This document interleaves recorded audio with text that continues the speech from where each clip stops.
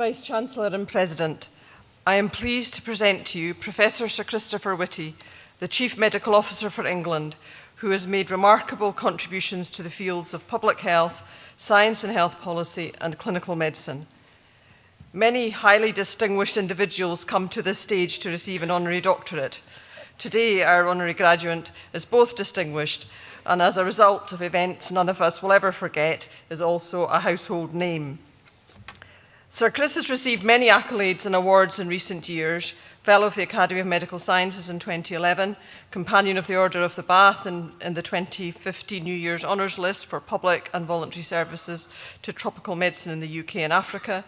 He was appointed Knight Commander of the Order of Bath in the 2022 New Year's Honours for services to public health and was elected a Fellow of the Royal Society this year. We are privileged to have him join the honorary alumni of the University of York today. But Chris wasn't always England's top doctor. He qualified in medicine from Oxford in 1991 and then trained in infectious diseases and tropical medicine at the London School of Hygiene and Tropical Medicine. His career as a clinical epidemiologist has taken him to Africa and Asia, working as a doctor and researcher. He was eventually director of the Malaria Centre and the Professor of Public and International Health at the London School, where during his time the centre was awarded a £31 million grant for malaria research in Africa from the Bill and Melinda Gates Foundation. He's a distinguished clinical scientist and has published in the region of 200 scientific papers. In 2009, he became a civil servant, initially as Chief Scientific Advisor and Director of Research for the Department of International Development. This was the period of the Ebola outbreak, and he led the UK government's response to Ebola in support of the government of Sierra Leone. In 2018, as the interim government chief scientific advisor, he was responsible for overseeing the government's response to the Novichok poisonings in Salisbury. For many of us at York, it was as head of the National Institute for Health Research between 2016 and 2021 that we first felt his influence. NIHR's mission is to improve the health and wealth of the nation through research.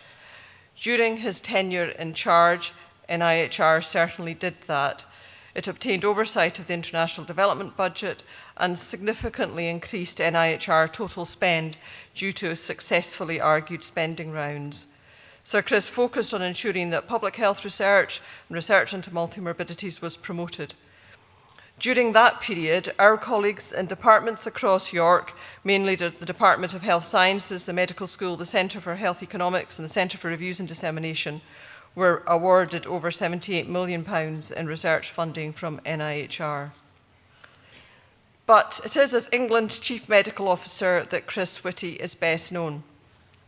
Vice-Chancellor, you will recall that on the 3rd of February 2020, you called an urgent meeting of the senior leaders of this university and told us that the first coronavirus case in the UK had been identified in a University of York student.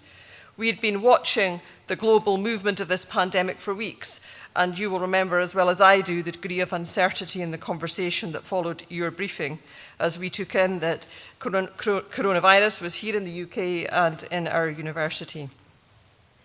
My contribution to the discussion that morning was to reflect that in these unprecedented times, we should take reassurance from the knowledge that the government was being advised by a chief medical officer supremely qualified for the time and for the task. Vice-Chancellor, I was right.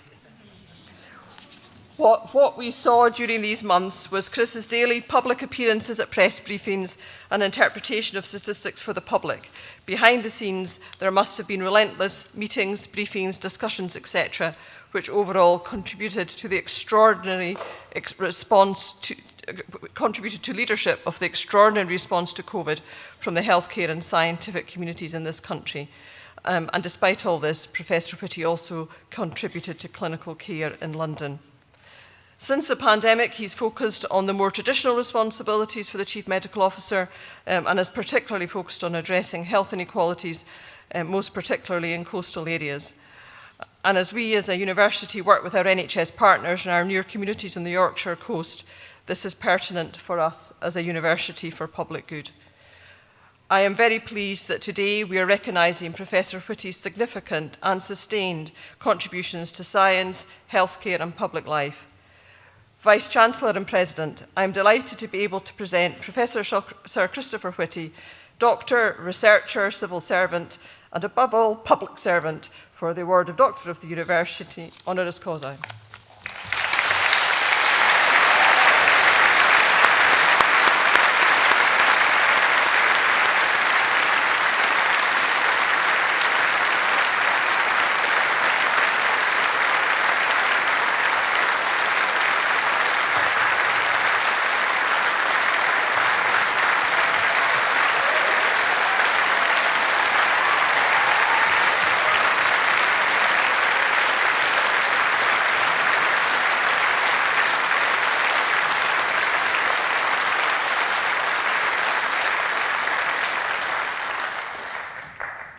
That's a record-breaking round of applause.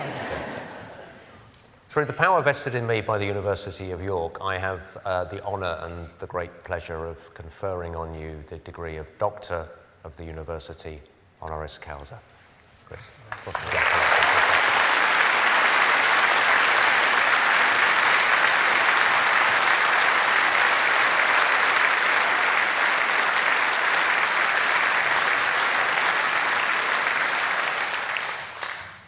It's a huge honour to be graduating with all of you, and I'm very grateful to the University of York, with which I've worked throughout multiple points in my career, starting with work on malaria research, which this university has led, many areas, health economics, and many other things. So to be part of this formally is an honour for me.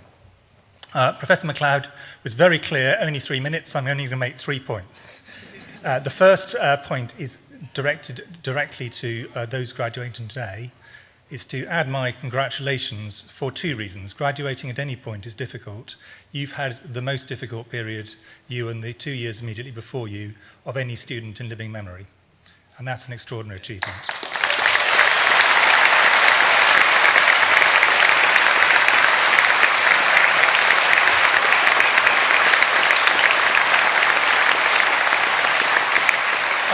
Within that, I'd also like to thank you, because many of you put your lives on hold for many different ways, principally to protect people you would never meet who are more vulnerable than you were.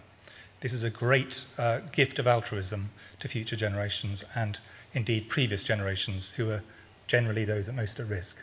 And I am grateful, and the rest of the country are grateful to your generation.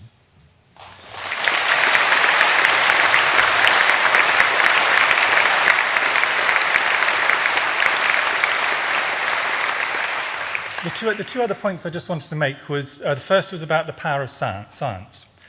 You're all graduating in different forms of science.